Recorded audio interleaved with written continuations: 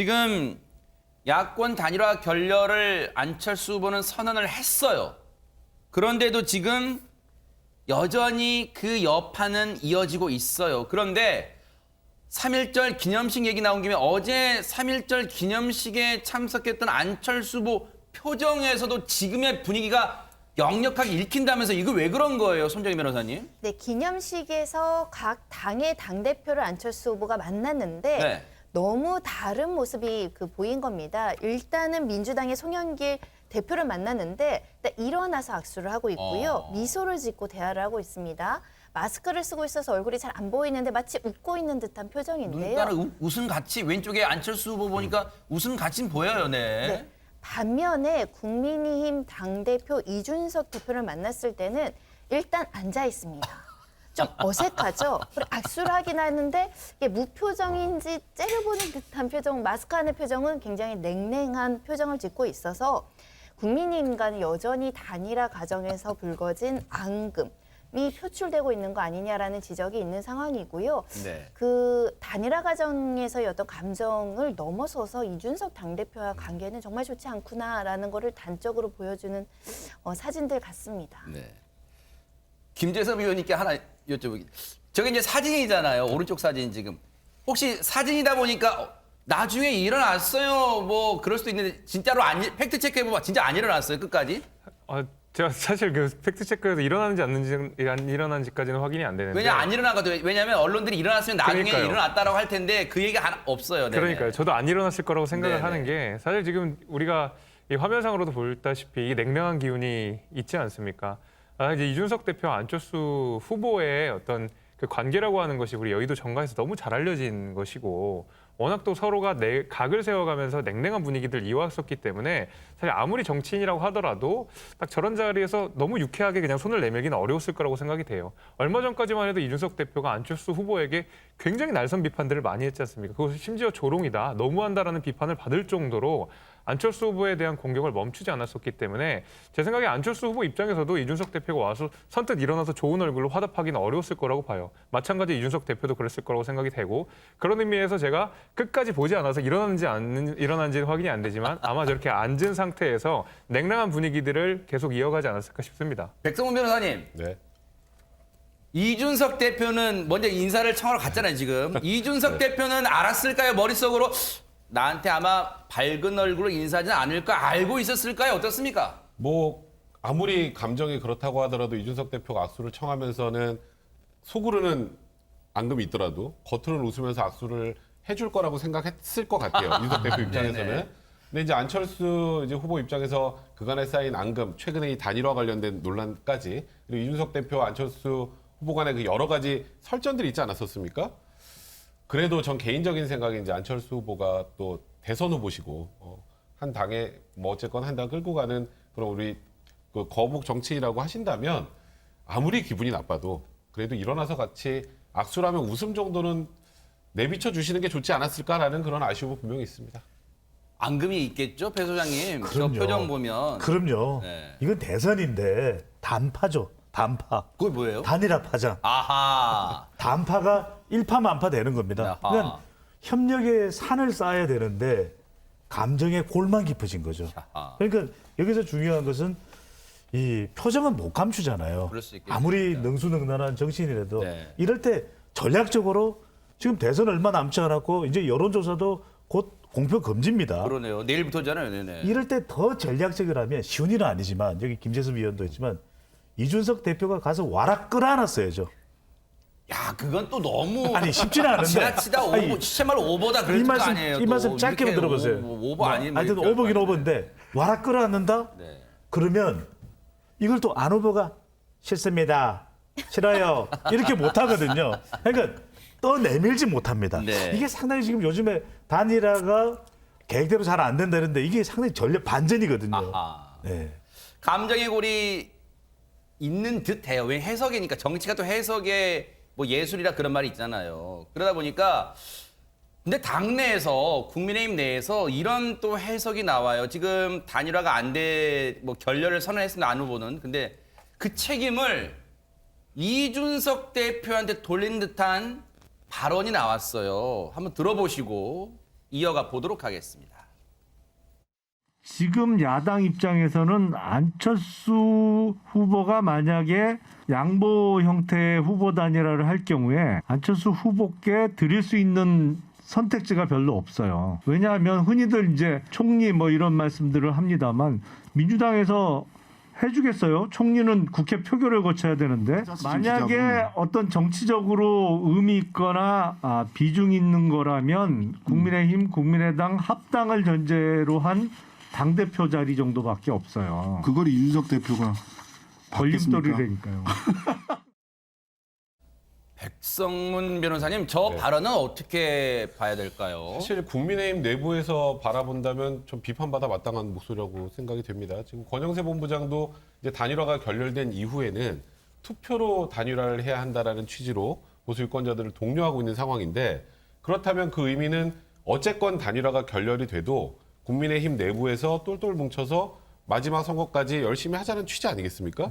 근데 여기서 갑자기 다시 이준석 대표를 걸림돌이라는 표현을 쓰면 지금 이 소위 단일화 불발된 여진이 계속 남아있는 상황이 대외적으로 표출이 되는 것 아니겠어요? 그러면 당연히 유권자들 입장에서도 불편하게 느낄 것이고 국민의힘 내부에선 불보듯 뻔한 얘기 아니겠습니까? 네. 김철근 당대표 정무실장, 이준석 대표 측근이긴 합니다만 이에 대해서 굉장히 강도 높은 비판을 이어갔습니다.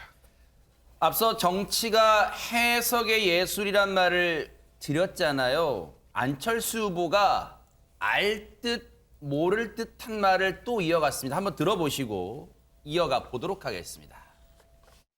윤석열 후보가 만나자고 하면 아직 만나실 의향이 있으신 건가요? 저는 정치인들끼리 중요한 어떤 어젠다에 대해서 논의를 하자고 한다면 어떤 정치인이든지 만날 용의가 있습니다.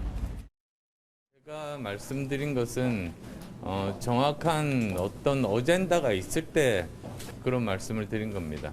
윤 후보 공범유체라는 대의에는 공감하고 계시는 게 맞으실 건가요? 지금 현재 정부의 잘못에 대해서 따져야 됩니다. 그것이 바로 많은 국민들의 정권교체 열망 아니겠습니까? 저 얘기 들으면 시청자분들 뭐지? 아직까지 문이 조금만 열려 있다는 건가? 국민의힘 측에서는 확대해서 경계하는 눈치입니다. 한번 들어보시고 이어가 보도록 하겠습니다. 마라톤은 42km를 1등으로 달려도 마지막 100여 미터를 지키지 못하면 이길 수가 없습니다. 각 당협위원장님들을 중심으로 우리 당원들 모두 본인의 선거라는 마음으로 일치 단결해서 한 발 더 뛰어주시기를 바랍니다. 안철수 후보랑은 투표로 단일화하는 방법밖에 없다고 판단하시는지. 지금 저희 입장은 거기에 대해서 변함이 없습니다. 우리가 기다리지만 지금 쉽지 않고 또 쉽지 않을 경우에는 결국은 투표로 단일화되는 수밖에 없지 않나 이렇게 봅니다. 권영세 본부장 얘기 중에요. 김재섭 의원님, 시청자분들한테 귀에 딱 꽂혔던 단어가 있을 것 같아요. 마라톤. 마라톤의 어떤 의미심장한 의미가 좀 있을까요? 어떻습니까? 이 마라톤이라고 하는 것이 굉장히 길게 달리는, 그러니까 시간이 오래 걸리는 그런 레이스인데 이 42.195를 꾸준하게 선두 리드를 하더라도 막판에 스포츠가 뒤에서 치고 나오면 질 수도 있다. 그런 경우 있어요, 진짜. 예, 네네. 그런 의미를 말씀하신 것 같아요. 지금까지 윤석열 후보가 꾸준하게 지지율에서 이제 리드하는 양상들을 보여줘 왔는데 막판에 우리가 제대로 하지 못하고 긴장하지 않으면 추월당할 수 있다라는 위기 의식을 한번 고조시킨 거라고 저는 생각을 하고 있습니다. 네. 예, 다만 이제 권영세 본부장께서 이야기하신 게 이제 약간의 여지처럼 이제 들릴 수는 있겠습니다만은 사실상 단일화가 굉장히 어려워진 국면인 건 맞습니다. 예, 마지막으로 윤석열 후보와 안철수 후보 간의 담판을 통해서 어떻게 단일화가 이루어지는 방법은 고려해 볼 수가 있겠지만 그 가능성이 이제 크지는 않다고 생각합니다. 문이 거의 닫혀놓은 상태이기 때문에 이 문을 다시 들어 열어서 올리기가 쉽지가 않아가지고요. 현실적으로 좀 어렵지만은 이럴 때 저희가 항상 관용적으로 쓰는 말이 있지 않습니까? 뭘까요? 정치는 생물입니다. 아하. 그래서 언제 어떻게 변할지 모른다. 그래가지고 저는 단일화의 문이 굉장히 이제 거의 다 닫혔다. 조금밖에 안 남았다 생각은 하지만은 그 가능성을 또 비집고 열어가고 가능성을 확장해 나가는 것이 정치라고 한다 그러면 네. 아직까지 그 가능성을 우리가 기대해 볼 수는 있다. 이 정도로 저는 생각합니다. 맞아요. 인디애나 존스 이런 영화 보면 동굴문 닫히지 확 들어가잖아요. 막 그런 것도 있을 수 있으니까요. 그런데 이 상황을 바라보는 민주당의 입장 또는 이 분위기 임세은 대변인 이 상황을 어떻게 보고 있을까요, 민주당은? 일단은 저희가 개입할 수 있는 부분이 아니기 때문에 뭐 이렇게 막 판단을 하거나 하기는 어렵지만 어쨌든 관찰자의 입장으로 본다면 지금 이 단일화 문제는 사실 너무 오랫동안 끌었습니다. 서로 뭐 막말도 하고 조롱도 했었고요. 그래서 감정적으로나 물리적으로나 조금 이미 어려운 상태가 되는 건 아닌가라는 판단을 하고 있습니다. 근데 다만 이제 아까 말씀 잘 하셨지만 정치는 생물이기 때문에 이제 끝까지 어떻게 되는지는 이제 지켜봐야 되는 문제이긴 합니다만 일단 이미 이제 부재자 재외국민 투표는 시작이 됐고 그렇죠. 네네. 그리고 투표용지도 나왔고 이번 주말부터 당장 사전 투표가 시작이 되고 그러네요. 있습니다. 네. 그래서 그런 것 때문에 이제 와서 다시 뭔가를 봉합하고 이렇게 나아가기는 여러 가지 어려울 것이고 그런 게 꼭 국민께 도움이 된다고 생각은 하지는 않습니다. 네. 자, 안철수 후보가 이제 저런 발언하면서 여전히 또 정치권 또 언론들은 뭔가 해석을 하려고 하고 있잖아요. 근데 여전히 이 다부진 각오, 완주에 대한 다부진 각오를 또 내비치는 걸 잊지 않았다면서요, 손정혜 변호사님.